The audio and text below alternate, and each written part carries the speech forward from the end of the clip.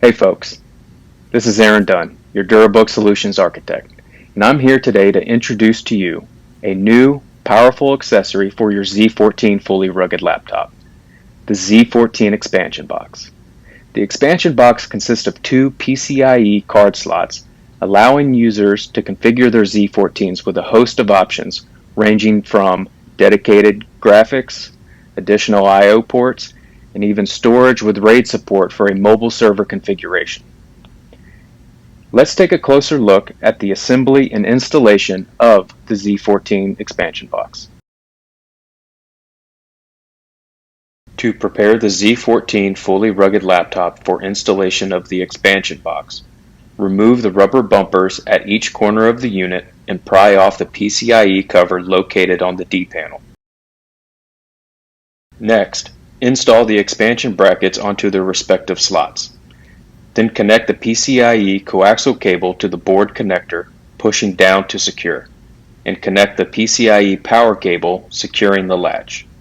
Now we are ready to assemble the Z14 Expansion Box.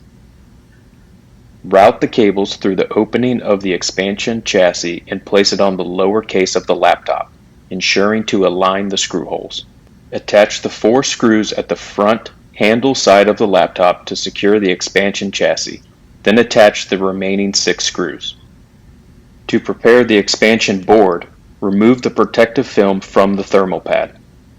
Line and secure the board to the expansion box with the 5 provided screws. Connect the PCIe coaxial and power cables to the board and secure with the cable clip.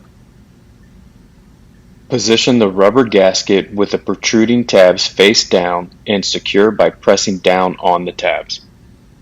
Align and secure the bottom cover with the protruding screw holes positioned over the I/O door openings on the expansion chassis. Place the rubber covers over their matching I/O door and secure with the included brackets and screws.